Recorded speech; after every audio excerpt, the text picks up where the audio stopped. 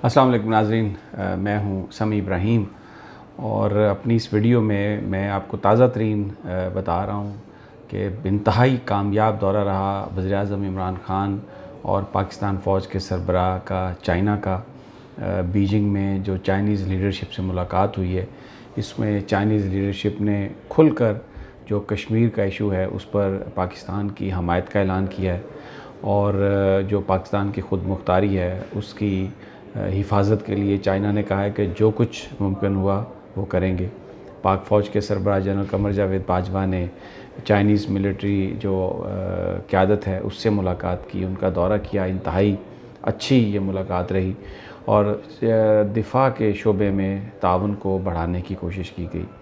अब मैं आप कुछ जो इस वक्त इत्तलात आ रही हैं उसमें जो J-20 जहाज़ हैं चाइनीज़ एयरफोर्स के, J सीरीज़ के हैं। नंबर उनका शायद कुछ डिफरेंट हो जो मैंने बताया। JF-17 तो मिल के पाकिस्तान और चाइना ने बनाया, लेकिन चाइनीज़ ने अपना जो उनका ब्रांड है जो हर तरह के वेपन्स को ले जा सकता है, यानी उन जहाज़ों में ये कैपेबिलिटी है कि वो फ़ज़ा से ज़मीन पर किसी भी टारगेट को अटैक कर सकते हैं और किसी भी तरह के हथियार, यानी कन्वेंशनल भी और न्यूक्लियर भी। उनकी पाकिस्तानियों को ट्रेनिंग दी गई है, दी जा रही है और ये स्टेल्थ टेक्नोलॉजी के हैं, यानी दुश्मन का जो रेडार है वो इनको डिटेक्ट नहीं कर सकता। चाइना ने ये कहा है पाकिस्तान से कि भारत की एग्रेशन की सूरत में चाइना हर तरह से पाकिस्तान की मदद करेगा, चाइना पाकिस्तान के साथ खड़ा होगा और जो कश्मीर पर पाकिस्तान का स्टांस है वो बिल्कुल एक सच्चा और इंसाफ पर मबनी स्टांस है और इसका हल जो है वो अक़वाम मुत्तहिदा की करारदादों की रोशनी में ही होना चाहिए। और ये जो भारत ने जो कुछ भी किया है ये इसकी कोई कानून इसकी इजाज़त नहीं देता। और ये जो स्टेटस को है, जिस तरीके से अभी कर्फ्यू जारी है, कश्मीर में जुल्म सितम हो रहा है, वो अगर जारी रहेगा तो इससे ख़ित्ते के अमन को शदीद ख़तरात लाहक हैं। प्राइम मिनिस्टर ने एक दफ़ा फिर वहाँ पर यह बात कही कि उनकी ख्वाहिश है उनके बस में होता तो जिस तरह चाइना ने बंदे जेलों में डाले हैं करप्ट लोग, 500 बंदे मैं पाकिस्तान में जो करप्ट हैं उनको मैं जेलों में डाले रखता, लेकिन वहाँ पर हमारा कानून मुख्तलिफ है, सिचुएशन मुख्तलिफ है, इसलिए मैं ये कर नहीं पा रहा। और फिर उन्होंने मिसाल दी कि जिस तरह वो जो एक मेयर को पकड़ा उन्होंने और उसके घर से सोने की ईंटें बरामद हुई, 5 दिनों के अंदर अंदर उसकी कन्विक्शन हो गई है, सज़ा उसको मिल गई है। तो इमरान ख़ान ने वहाँ पर यह कहा कि ये चाइनीज़ मॉडल है और मेरी ख्वाहिश है कि हम इसको पाकिस्तान में लागू कर सकते हैं, लेकिन ज़ाहिर है पाकिस्तान का कानून ऐसा है, उसमें ये जो पावरफुल माफिया है इन्होंने जिस अंदाज़ में इस कानून को अपने लिए मोम की गुड़िया बनाई हुई है और जिधर चाहते हैं इसको मोड़ देते हैं और अपने आप को बचा लेते हैं और फिर कानूनी शिकों का सहारा लेते हैं। इमरान ख़ान साहब ने ज़िक्र किया कि ये एक मेरी मजबूरी है। लेकिन दोस्तों, अच्छी ख़बर ये है कि चाइना ने मुकम्मल तौर पे पाकिस्तान के साथ खड़ा होने का ऐलान कर दिया। चाइना तो पाकिस्तान के साथ है, वहाँ से देखें उन्होंने 3 दिन से प्राइम मिनिस्टर वहाँ पर हैं, हर तरह के समिट, हर तरह की पाकिस्तान को इमदाद की यकीन दहानी, सी पैक पर भी अमल दरामद और उसकी स्पीड अप करने की बातें। लेकिन पाकिस्तान में क्या हो रहा है? यहाँ पर सियासी जमातें जो हैं अपनी कोर कमेटियों के इजलास कर रही हैं, अपनी सेंट्रल एग्जीक्यूटिव के इजलास कर रही हैं, लेकिन वो पीपल्स पार्टी और नून लीग कश्मीर के मसले पर कोई इजलास नहीं कर रही। वहाँ पर जो जुल्म सितम है उस पर कोई बात नहीं हो रही, सिर्फ इस पर बात हो रही है कि इमरान ख़ान की हुकूमत को कैसे ख़त्म करना है। और आज ताजरों ने जो इस्लामाबाद में ठट्ठा लगाया है, जिस तरीके से उन्होंने आज एहतजाज करने की कोशिश की है, बाहर निकले हैं, चीज़ों को डिसरप्ट करने की कोशिश की है। पाकिस्तान की हुकूमत क्या करना चाह रही है? ताजरों को कह रही है कि आप जो माल बेच रहे हैं, जो माल ख़रीद रहे हैं, आप उसको डॉक्यूमेंट करें। आप जो भी आपसे ख़रीदने आए उसका शनाख्ती कार्ड नंबर लिखें, जो भी आपसे ख़रीद के ले जाए आप उसका शनाख्ती कार्ड लें और उस पर आप टैक्स दें और टैक्स के डॉक्यूमेंट आप ख़ुद बताएं।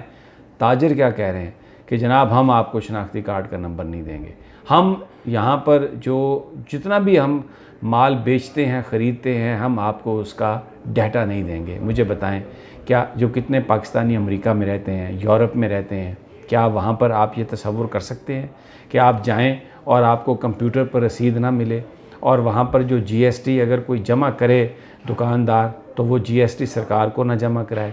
लेकिन पाकिस्तान में बिल्कुल ये वही बात, जिस तरह पाकिस्तान में एयरपोर्ट पर आप देखें कितनी धक्कम पेल है, कितनी आप जाए बाज़ारों में, सड़कों पर कितनी आपको बेतरतीबी नज़र आती है। यही पाकिस्तानी जब मुल्क से बाहर जाता है, अमेरिका में जाता है, यूरोप में जाता है, मिडल ईस्ट में जाता है, लाइन भी बनाते हैं, टैक्स भी देते हैं। लेकिन यहाँ पर क्योंकि ये पावरफुल माफिया के साथ उस जो इल्लीगल कारोबार है, जो बेईमानी है, उसमें शरीक हैं, तो इसलिए इन्होंने ये एहतजाज का रास्ता अपनाया।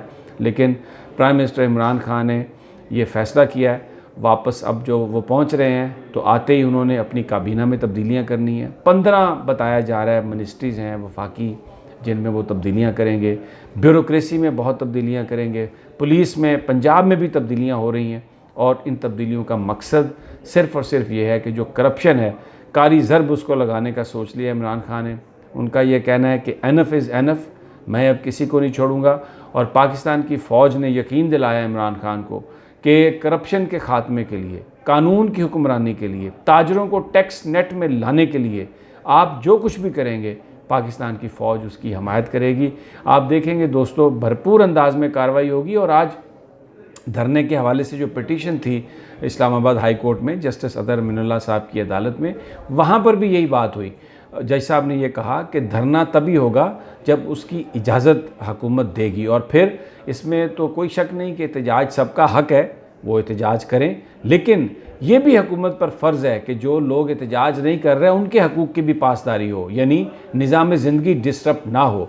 और उन्होंने कहा कि धरने को रोकने के लिए ये जो आपकी दरख्वास्त है ये कबल-अज़-वक्त है। जब अभी धरने की इजाज़त की बारी आएगी, फिर एडमिनिस्ट्रेशन इसको देखेगी, गवर्नमेंट इसको देखेगी, अदालतों को इसमें आप मुलव्वस ना करें। लेकिन एक बात आज फिर कोर्ट ने वाज़े की कि एहतजाज तो सबका हक है, लेकिन इसके साथ साथ जो एहतजाज लोग नहीं कर रहे या एहतजाज करने वालों को ये इस बात का इख्तियार नहीं है कि वो ज़िंदगी को डिसरप्ट करके दूसरे लोगों के लिए मसाइल और मुश्किलात पैदा करें। बहरहाल हुकूमत ने तो ये फ़ैसला कर लिया है, तमाम डिटेल्स इकट्ठी की जा रही हैं। जो भी कानून को अपने हाथ में लेने की कोशिश करेगा, हुकूमत उसको नहीं छोड़ेगी। एहतजाज अगर पुरअमन किसी ने करना है तो उसकी जगह का भी हुकूमत ने ये फ़ैसला किया कि वो दे दी जाएगी इस्लामाबाद में एक हिस्से को। लेकिन ये डी चौक, रेड जोन, यहाँ पर किसी को नहीं आने दिया जाएगा। और जो जगह मखसूस कर दी जाएगी उसमें आकर वो एहतजाज करें और एहतजाज करके वो वहाँ पर जा सकते हैं। लेकिन जो आदाद व शुमार हैं साथियों, जितने लोगों की बात हो रही है, बताया जा रहा है कि एक वक्त का जो खाना है वो 2 से ढाई करोड़ रुपए में पड़ेगा। तो बड़ा सवाल ये है कि ये सारा ख़र्चा कौन कर रहा है? मौलाना साहब को ये पैसे किसने दिए हैं?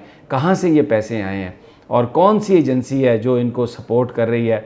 ज़रा इसके लिए ज़रूरी है कि अफ़गान हुकूमत से पूछा जाए, NDS से पूछा जाए, क्योंकि जो इत्तलात हैं, रा का पैसा NDS के ज़रिए पाकिस्तान आ रहा है। अब आने वाले दिनों में मज़ीद शवाहिद सामने आएंगे तो पता चलेगा कि माल मज़ीद कहाँ से आया और कैसे ख़र्च हुआ और किस तरह ख़र्च हुआ।